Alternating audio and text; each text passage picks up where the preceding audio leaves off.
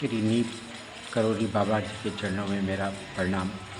श्री माँ के चरणों में मेरा प्रणाम।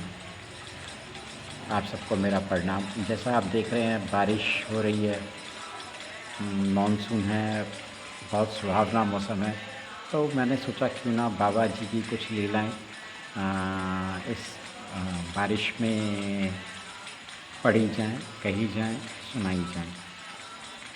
तो एक बार राजा जी बताते हैं, बाबा जी इलाहाबाद में नहीं थे, तो सुधीर मुखर्जी जो चर्च लेन में रहते थे, उन्होंने बाबा जी को प्रसाद के रूप में खीर दी, यानी उनकी फ़ोटो के सामने रख दी, और फिर वो दूसरे कमरे में जाके अपने कमरे में व्यस्त हो गए।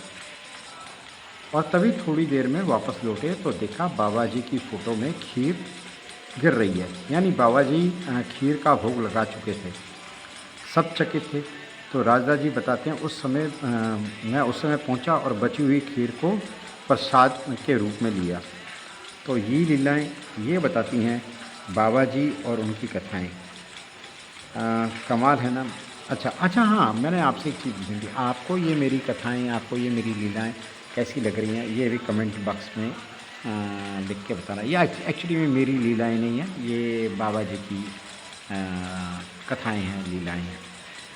अच्छा, एक बात मैं और करना चाहता हूँ। लोगों को कुछ कमेंट आते हैं, हमारा कब कुछ होगा, हम तो बाबा जी को मानते हैं फिर भी हमारा कुछ नहीं हो रहा, या फिर बाबा जी की हम पे कब कृपा होगी।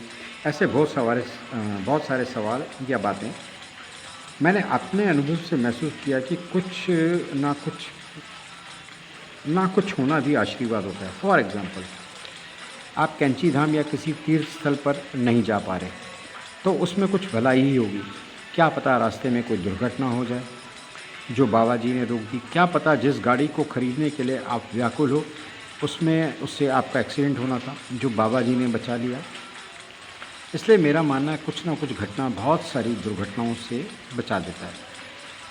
तो मैंने तो अपने आप को बाबा जी के चरणों में सरेंडर कर दिया। जो भी होगा, जैसा भी होगा, और जो बाबा जी चाहेंगे वैसा ही होगा। बाबा जी के नाम का जप कीजिए और चिंता मुक्त हो जाइए। अपने अच्छा हाँ, बाबा जी का नाम जपें, आप रुके हुए काम अपने आप ही हो जाएंगे।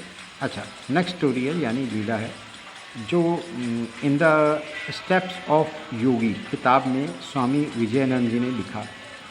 वो बताते हैं प्रयागराज में कुंभ मेला चल रहा था कि एक रात कुछ साधु गंगा जी के किनारे बैठे आपस में वार्तालाप कर रहे थे। उनमें से एक साधु महाराज जी के बारे में बता रहा था कि महाराज जी कहीं पे भी प्रकट हो जाते हैं, खासकर जो उन्हें याद करें। पर इस बात पर बाकी साधु मानने को तैयार नहीं थे कि ऐसा हो ही नहीं सकता। तो एक साधु ने कहा, इस बहस का हल तभी हो सकता है जब बाबा जी को बुलाया जाए।